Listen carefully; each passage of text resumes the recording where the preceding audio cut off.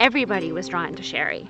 I mean, that's just the reality. There wasn't anybody immune to that smile and that heart and warmth. And, you know, I mean, people keep talking about what an angel she is now. She's always been an angel. And I just fell in love with the whole family, and they were like the children I never had. And that's been almost 12 years, and I've loved them very much. I'm attached to each and every one of them. There's 100 good memories, but the essence of Sherry was that she wanted to live an honest life. I can't tell you how many times she said that. I just want to live an honest life. And she did. I was kind of in the short one day when Pat told me. I went home and shed quite a few tears for a while. Then I met Terry and cared for him as much as I cared for the family when I see how kind he was and how well everybody was getting along together. So, and then I met Betsy just a few weeks ago. I didn't know Betsy was in the picture. So anyways, this is what happened, and I care for each and every one of them unconditionally. The reason we really want to get this story out is there's many, many people that really don't understand the dynamics of what's been going on in the background in our households between Sherry and I, living side by side and kind of having a little bit of a dual life where we are both caring and nurturing for our kids, but we both have other people in our lives. And we chose this path because we felt it was the best way that we could keep things quiet and keep the boys at the forefront and make sure that we were supporting their needs without a lot of chatter in the background. So his priority has always been the well-being of his children, what the community thought of him as a father and as a husband and as a friend. And that he didn't want to do anything that would bring any harm to Sherry or deter her fight that she had in front of her. And that he didn't want to lose me either. And so we decided that we were going to take this chance that I truly did believe God had handed me, because I had searched for so long for this man.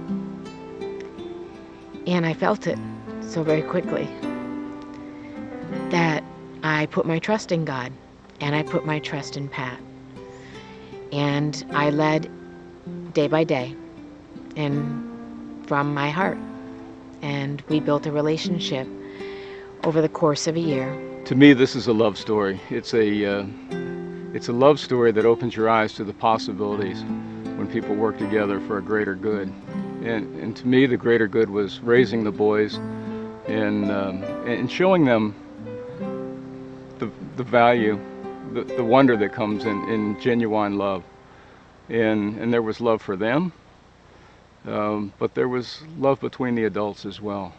There was rumor of a zip line before the bridge because they wanted to build a swing back and forth between the two houses.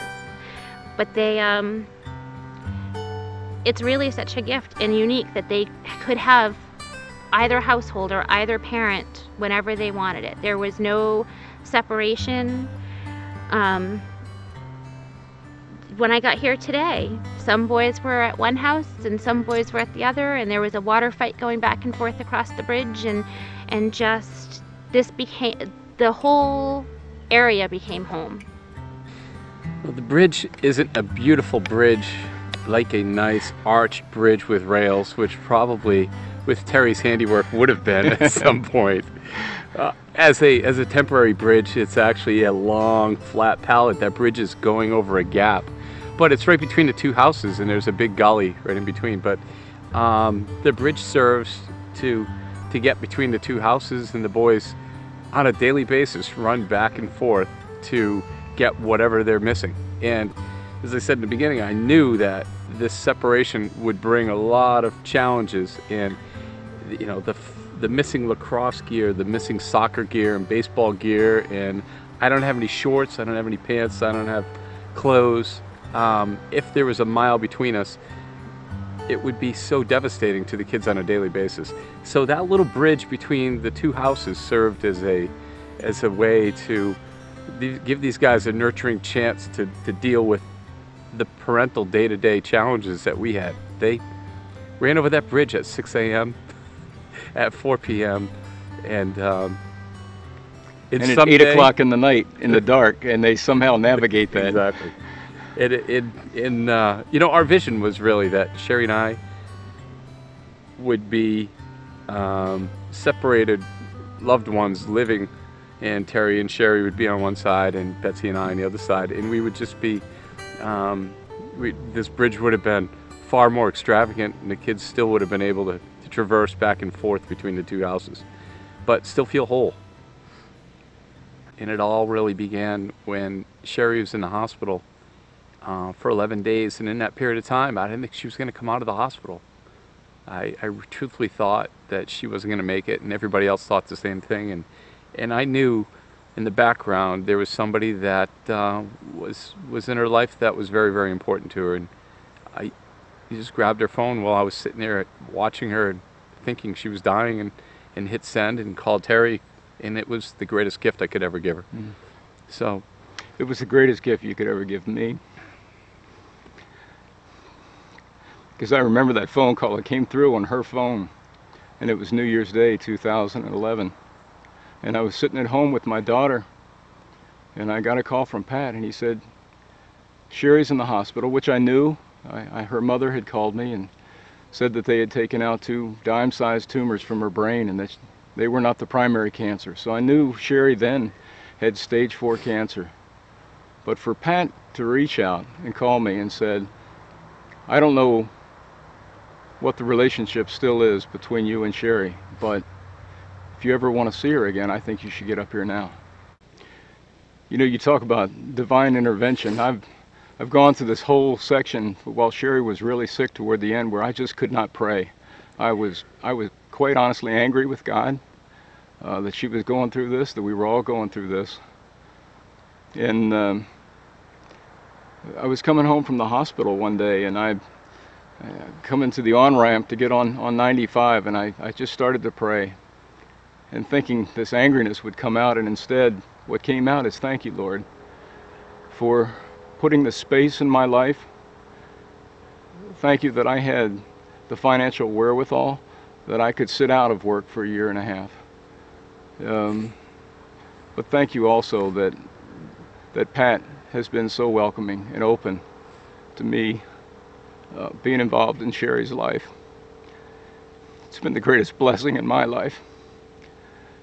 I wouldn't trade this last year and a half for anything. I'm a blessed man.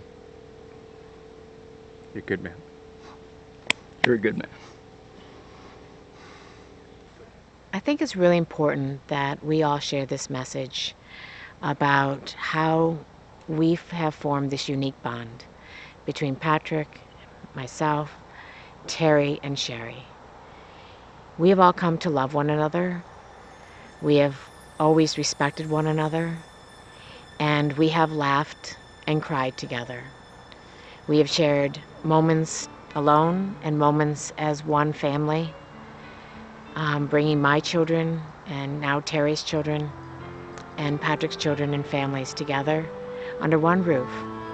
And we have shown each other, and I think the community will see, that our hearts were always in the right place, and that was to love the children and to keep them whole and to be respectful. And I think that we've done that.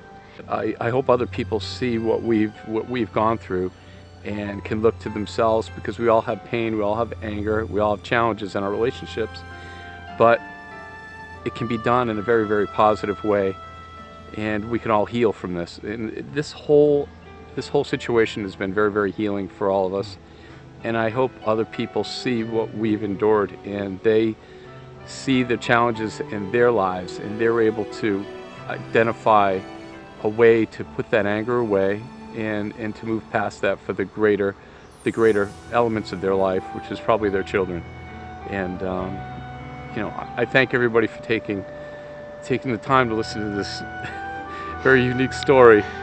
and I hope that this story can be relevant to their lives, and I appreciate everybody enduring what we had to say, and I hope it has a meaning that they can walk away and have a better understanding of what our family's value really is and why we chose this path. Well, I keep thinking about how much she would love this, that everybody is now going to know what was happening in their world and in their homes, and not just the people closest to her. But she would want it to be okay for Pat and Betsy to be out with those 4 boys as a family, and for everyone to accept that. And she would want Terry to be able to have any type of relationship he can with those boys going forward, because they're such a part of her. And she would absolutely love that the grown-ups are doing this for her. So Sherry, there's your honest life. I know it for us. It's been healing. I hope it's healing to those in the community that maybe didn't understand this story. But for all of us, I know it's been cathartic to just get it all out on the table, to be honest, and say, yes, it was a strange situation, but it's turned into a beautiful story, and one that works, and it's worked for the benefit of the boys, I hope.